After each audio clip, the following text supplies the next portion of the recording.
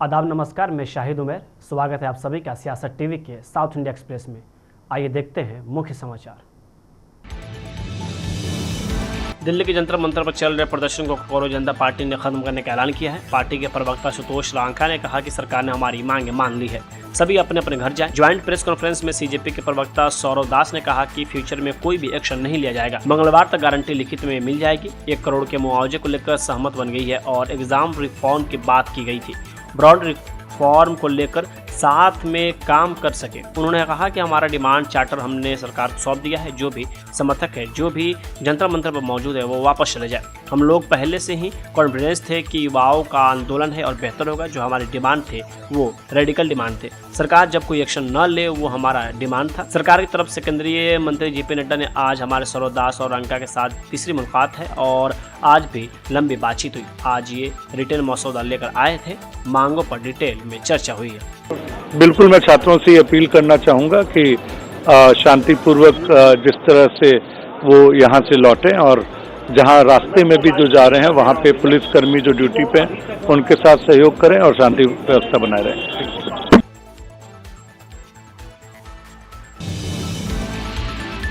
NEET परीक्षा विवाद को लेकर चल रहे प्रदर्शन के बाद शिक्षा मंत्री धर्मेंद्र प्रधान ने अपना इस्तीफा दे दिया। उन्होंने देश के युवाओं को एक पत्र से संबोधित किया है। उन्होंने साफ तौर पर कहा कि मैं पिछले 4 दशकों से अधिक समय से छात्र, शिक्षक और शिक्षा सुधार के लिए समर्पित रहा हूं।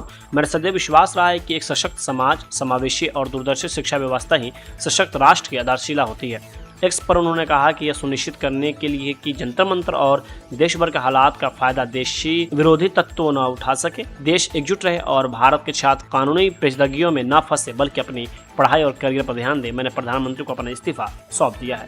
क्योंकि दीमक का काम आरएसएस ने किया है। हमारे एजुकेशन सिस्टम को अंदर से खोखला कर दिया है। जो नॉलेज होती है उस पर इन्होंने आक्रमण किया है। तो गहरे स्टेप्स लेने पड़ेंगे। मुझे नहीं लगता है कि ये ले सकते हैं, बट देखते हैं। स्टूडेंट्स की 2 और मांगे थी, उनको नहीं भूलना है। पहली मांग, जिन लोगों ने स्टूडेंट्स पर आक्रमण किया, अटैक किया, मारा, इंप्लीमेंटर्स एंड ऑर्गेनाइजर्स, दोनों पर कार्रवाई होनी चाहिए और विजिबल कार्रवाई होनी चाहिए। स्टूडेंट्स को दिखना चाहिए कि ये लोग इस कारण पनिश हुए हैं।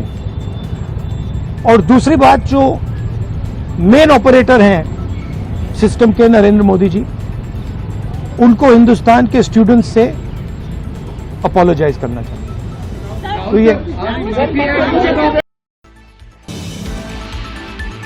आज सुबह मेडचल में एक स्कूल बस और लॉरी की टक्कर में 3 लोग घायल हो गए, जिनमें से 2 छात्र और 1 ड्राइवर शामिल है। यह हादसा यल्लमपेट नगर पालिका इलाके में हुआ जब बस नेशनल हाईवे 44 पर खड़ी एक लॉरी से टकरा गई। हादसे के बाद घायलों को इलाज के लिए अस्पताल ले जाया गया। पुलिस के मुताबिक ड्राइवर को शायद सामने खड़ी लॉरी दिखाई नहीं दी, जिसकी वजह से बस पीछे से टक्कर मार दी। इस टक्कर में 2 छात्र और ड्राइवर घायल हो गए। सियासत.com से बात करते हुए मेडचल पुलिस ने कहा कि यह हादसा सुबह 8 बजे हुआ जब बस एक लॉरी से टकरा गई। घायलों का इलाज चल रहा है और लापरवाही से गाड़ी चालक गंभीर चोटें पहुंचाने के आरोप में बीएनएस की धारा 125 सब क्लॉज 1 के तहत मामला दर्ज किया गया है। सोशल मीडिया पर शेयर किए गए एक वीडियो में बस का अगला हिस्सा बुरी तरह क्षतिग्रस्त दिखाई दे रहा है। स्थानीय लोग घटना स्थल पर जमा हुए और छात्रों को सुरक्षित बाहर निकालने में मदद।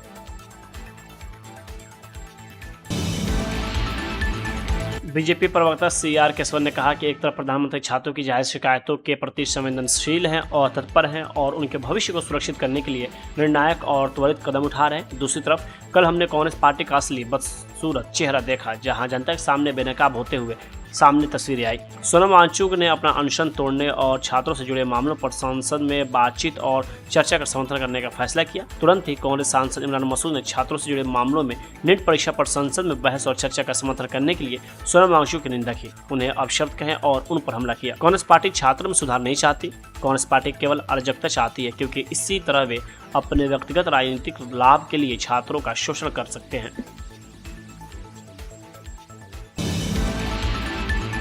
नीट परीक्षा विवाद और सड़कों पर उतरे छात्रों के भारी दबाव के बीच केंद्रीय शिक्षा मंत्री धर्मेंद्र प्रधान को आखिरकार इस्तीफा देना पड़ा। इस बड़े सियासी घटनाक्रम के बाद कांग्रेस सांसद प्रियंका गांधी वाड्रा ने मोदी सरकार पर तीखा हमला बोला है। उन्होंने इस इस्तीफे को युवाओं के अड़िग संघर्ष की जीत बताते हुए कहा कि देश की तानाशाही अब और नहीं चलेगी। केंद्रीय शिक्षा मंत्री धर्मेंद्र प्रधान के इस्तीफे पर कांग्रेस सांसद प्रियंका गांधी वाड्रा ने आगे कहा कि कांग्रेस पार्टी में हमने उन्हें हर तरह से मजबूती से समर्थन देने की पूरी कोशिश की है। राहुल गांधी लंबे समय से पेपर लीक और परीक्षा में सुधार के मुद्दे पर बात करते रहते हैं।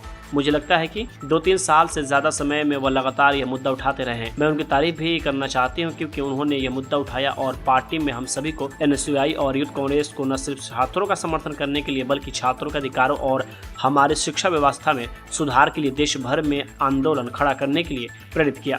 मेरा मानना है कि यह तो बस शुरुआत है, लेकिन मैं सच में बहुत खुश हूँ। यह खबर सुनकर मैं थोड़ी भावुक हो गई क्योंकि पिछले 10-12 सालों में कई बार मैंने खुद से पूछा है हमारे युवा कब जागेंगे। देखिए हमारे देश के साथ क्या किया जा रहा है। आरएसएस पूरी शिक्षा व्यवस्था, हर पद, हर वाइस चांसलर की जगह कब्जा कर रखा है। केंद्रीय शिक्षा मंत्री धर्मेंद्र प्रधान के इस्तीफे पर कांग्रेस सांसद पवन खेड़ा ने कहा कि यह देश के युवाओं, छात्रों और बेरोजगारों की जीत है जिन्होंने धर्मेंद्र प्रधान को अपने पद से हटवाया। असलियत यह है कि धर्मेंद्र प्रधान आरएसएस की मानसिकता के प्रतीक हैं। इस देश के नौजवानों की, इस देश के छात्रों की, इस देश के बेरोजगारों की ये जीत है जिन्होंने धर्मेंद्र प्रधान को नौकरी से बाहर कर दिया, बाहर का रास्ता दिखाया। करने दीजिए, देखिए अब उसमें तो मैं उन पर क्या टिप्पणी करूं।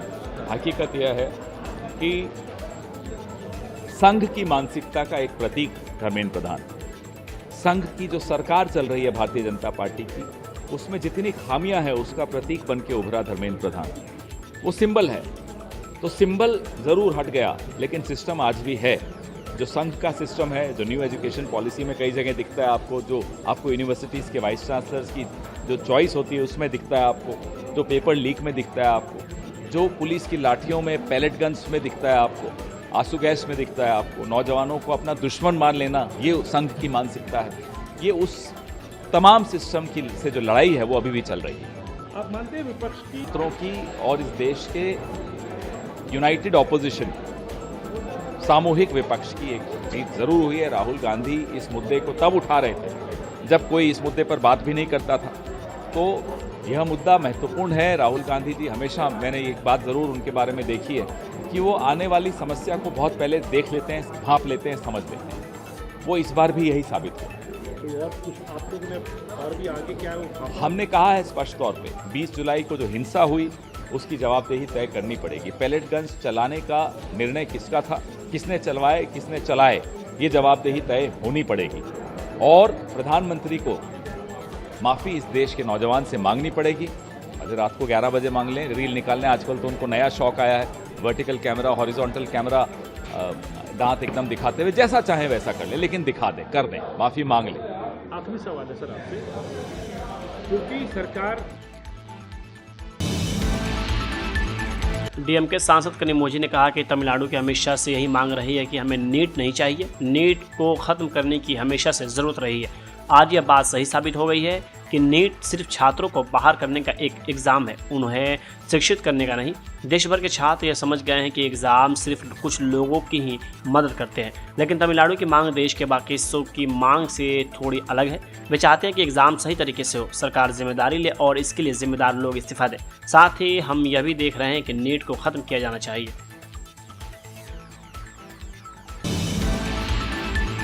आरएसएस प्रमुख मोहन भागवत के बयान पर कांग्रेस नेता नाना पटोले ने कहा कि बहुत देर हो चुकी है, आप अयोध्या में राम मंदिर के लिए दान की चोरी में फंस गए हैं। अगर आपने तब ध्यान दिया होता जब आपके शहर नागपुर में बच्चों ने आत्महत्या की और नीट एग्जाम पेपर लीक के बाद परिवार तबाह हो गए थे, तो लोग आप पर विश्वास करते, लेकिन आज सब कुछ बहुत देर हो चुकी है। बहुत लेट हो गया मोहन जी। आप अयोध्या के राम मंदिर जी का चंदा चोरी में लटके रहे। जब आपके नागपुर शहर में ही नीट के एग्ज़ाम में पेपर लीक होने के बाद बच्चों ने आत्महत्या की, परिवार बर्बाद हुए, तब अगर आपने ध्यान दिया रहता तो आपको लोगों ने माना रहता। लेकिन आज सब लेट हो गया है, तो आप चंदा चोरी में ही रहे। केंद्रीय शिक्षा मंत्री धर्मेंद्र प्रधान के इस्तीफे पर कोकरोल जनता पार्टी के संस्थापक और अध्यक्ष अभिजीत तिपके ने कहा कि यह पहला विकेट है, हम यही नहीं रुकेंगे, यह तो बस शुरुआत है। मैं उन सभी छात्रों और वॉलंटियर्स को सलाम करता हूं जो पिछले 36 दिनों से यहां बैठे हैं। ये सरकार इस्तीफे नहीं करवाती, उन सभी लोगों से मैं फिर से कहता हूं, झुकती है दुनिया और इस देश के युवा ने दिखा दिया है, अगर वो एक साथ आ जाए तो किसी को भी झुका सकती है, किसी का भी इस्तीफा ले सकती है। तो मैं पूरे देश भर में जो ये लोग आज हमें देख रहे हैं, मैं सभी से रिक्वेस्ट करता हूं, आज शाम को 6 बजे अपने अपने राज्यों में, अपने अपने डिस्ट्रिक्ट में एक कैंडल मार्च निकालिए उन नीट के बच्चों के लिए जिनका हत्यारा धर्मेंद्र प्रधान है। रेलिंग टूट जाएगी, सारे लोग पीछे हटिए, रेलिंग टूट जाएगी, रेलिंग से सारे लोग पीछे हट जाइए। और मैं मोदी जी से कहना चाहता हूं, सुबह हो गई मामू, सुबह हो गई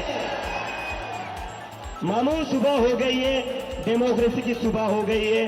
अब इस देश की जनता जाग चुकी है और जैसे कि मैंने कहा था, ये पहला विकेट है, ये पहला विकेट है, यहां नहीं रुकेंगे, अब तो बस शुरुआत हुई है, अभी तो बस शुरुआत हुई है।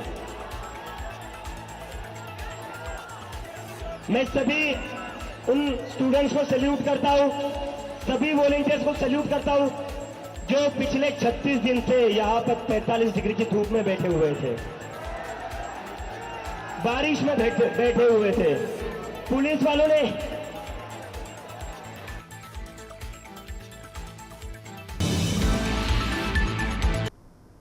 साउथ इंडिया एक्सप्रेस यहीं होता है समाप्त। मुझे दे अब इजाज़त। बाकी खबरों के लिए बने रहें सियासत टीवी के साथ।